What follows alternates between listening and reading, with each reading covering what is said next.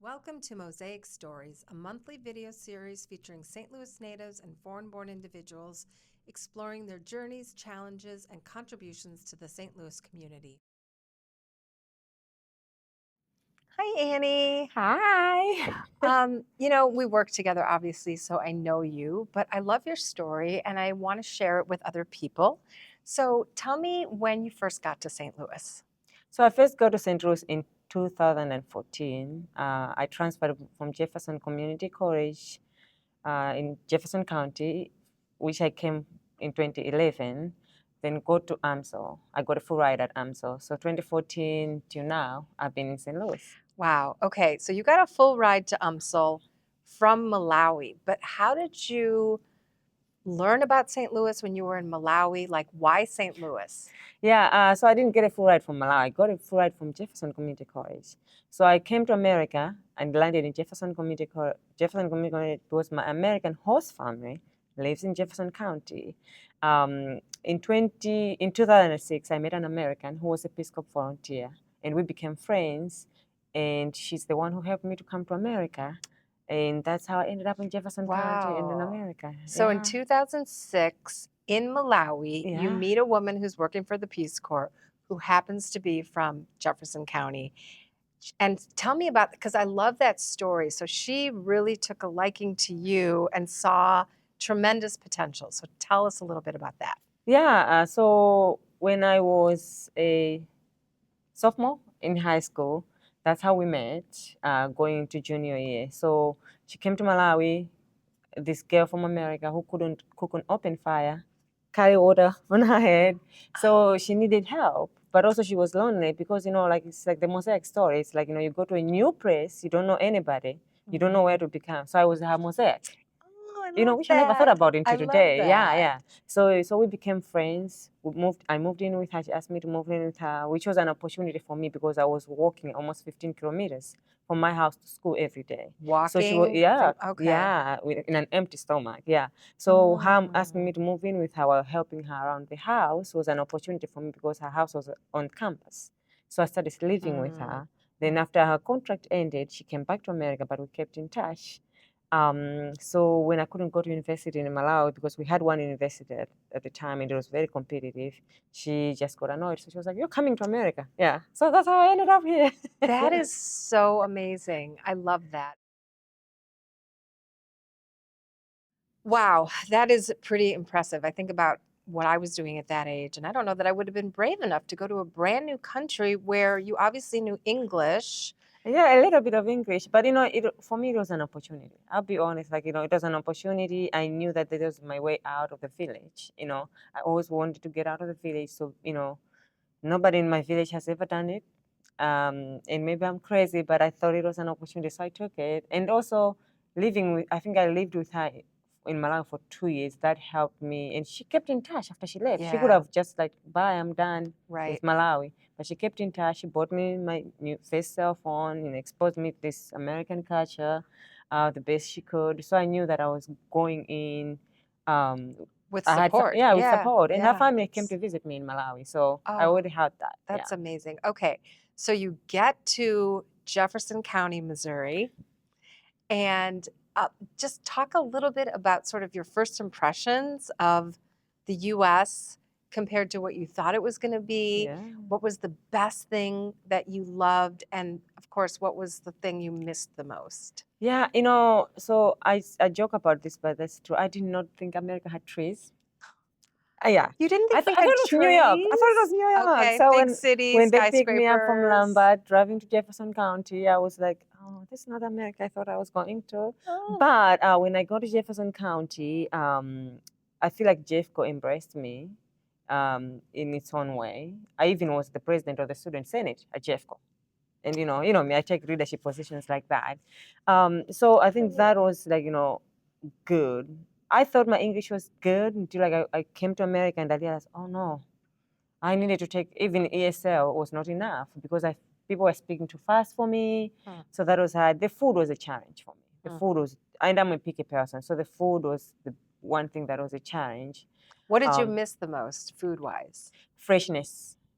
food is not fresh in this country. No offense, but food is not freshness. In my country, I grew up on a farm, so everything is fresh. Yeah. So I think that I struggled with a lot. The weather, how it's so cold here, and I'm always a warm person. I think those two things were the biggest challenge for me, and also just my family. Of course. But one thing that I was lucky enough is that my American family have traditions, something that I did not think Americans have, because we are taught that the Western way is not non-traditional, right?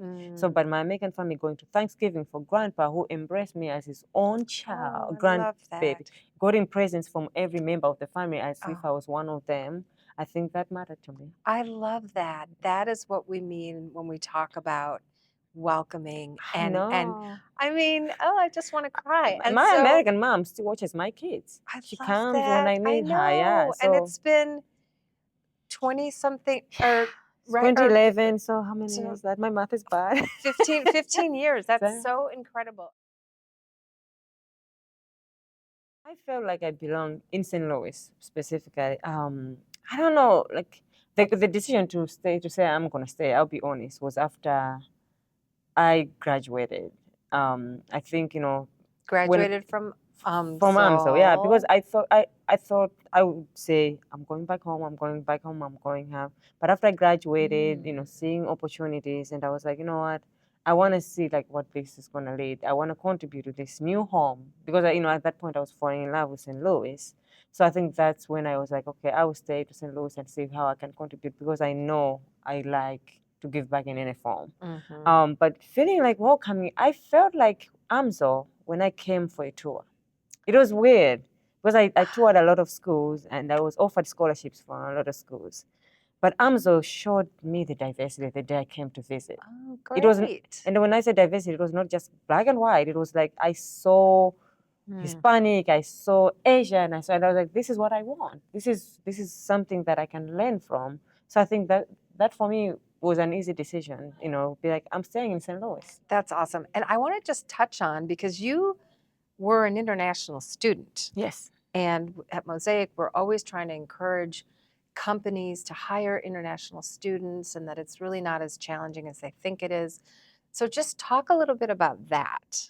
Yeah, so, as an international student at AMSO, who was advocating for international students, because my job at AMSO, what I worked on campus, was an international student leader to welcome students from the airport, host events for them. So every 2 weeks I would have events. If it was, HISLA, which is the Hispanic version of the student club at AMSO, would host, a Cinco de Mayo event or an event, a Chinese New Year, Africa Day event. So that was my job, which paid for my housing. I'm grateful for that. But, seeing that, and I also learned that people just didn't get it. So I felt like it was my job to educate. So when I first got my internship, when I was going my grad school, I did educate my employer about how simple it is. Like how like it's not that complicated to hire international students. So when I got my CPT working as a digital marketing at that time, I walked them through how simple it is, and I think that if companies can be open to that, they could be taking advantage of the talent that we have in St. Louis. Yeah, and what we always tell students is you embody that because you became irresistible to them. I definitely and did. indispensable, and so what a great story. Is there anything you want to talk about in terms of the challenges that you've had as a foreign-born? Yeah, I mean, so as a foreign-born itself, it's a challenge. The language, the culture, everything is a challenge. But also, I think for the first time, I realized I was Black. When you grow up in Africa, you don't know that. Yeah, you're just like, So I think learning that how to navigate this new space of being a Black person in America is also a challenge on its own when you're an African because you don't understand that. I didn't understand this microaggression sometimes that was happening. My American mom, who is white, was the one who was seeing it, and she was defending me. And she's very defensive about that. So she was the one who was speaking up for me. And I'll be like, why is she mad? Then later on, I had to realize, oh, that was not okay for people to say that to me. So my American family who are white, they're the ones who taught me, these things are not okay, these things are okay. So I think that became a challenge for me to understand those things. But on the other hand, I felt like I still think that it's my job sometimes to speak up for me, to fight for me. So like when I see things that doesn't feel right, I definitely will speak up for me. And you know, that's what makes me me, I guess. Right, Yeah, right. That's yeah, what makes all of us yeah. individual. I love the story about, you know, you left your family of origin in Malawi at such a young age, but you found this family here who I know you refer to all the time as your mom and your, you know, and that's just such a beautiful thing. And so, I don't know, any parting thoughts as we wrap up the conversation just about welcoming, like, you know, what would you say to people listening to the story that are native Yeah, you born? know, I think everybody has a story. And as human beings, we want to belong, you know. And I think sometimes not getting to know people will leave you with uh, judgments. So sometimes, you know, and I think that's why I'm so excited about this Mosaic Stories, because I feel like people need to know each other and understand each other. Be like, at the end of the day, we are all human beings and trying to thrive in this community. And this, you know, misconception that, you know, like this person, because they are taking up my stuff. I think, you know, it's not right. They're actually contributing more than we are thinking. So I think if anything, I would encourage Native Born to just be open, get to know the immigrant community here in St. Louis, attend events.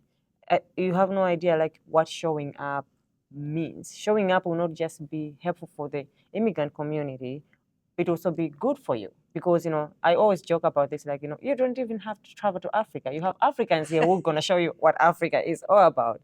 You don't even Yeah, have to go to Colombia. I You know, you're know. going to get that Right, experience by right, being right, around right, immigrants. right. So, you know, like showing up to events like, you know, African Chamber of Commerce Gala, Hispanic Chamber of Commerce Gala, just, you know, small events like that, you will be exposed to so much. You'll be like, oh my God, I did not I know that. know. That exists in St. Louis. We have it all here, I think. Exactly. Yeah. I love that. I mean, obviously, you and I were, it was, you know, divinely inspired for both of us to end up doing this work. I mean, my story is different as the daughter of immigrants, but you know, I saw that from a whole other lens, and now you're here, and yeah, I just I feel really fortunate to know you and Awesome. to be working with you. And thank you so much No, for thank sharing a little bit you. more about you. No, thank you. I'm looking forward to having these stories being shared and that a lot of people can learn about the immigrant community in St. Louis. Absolutely. Yeah, Absolutely. yeah. Awesome. Thank you. Thank you.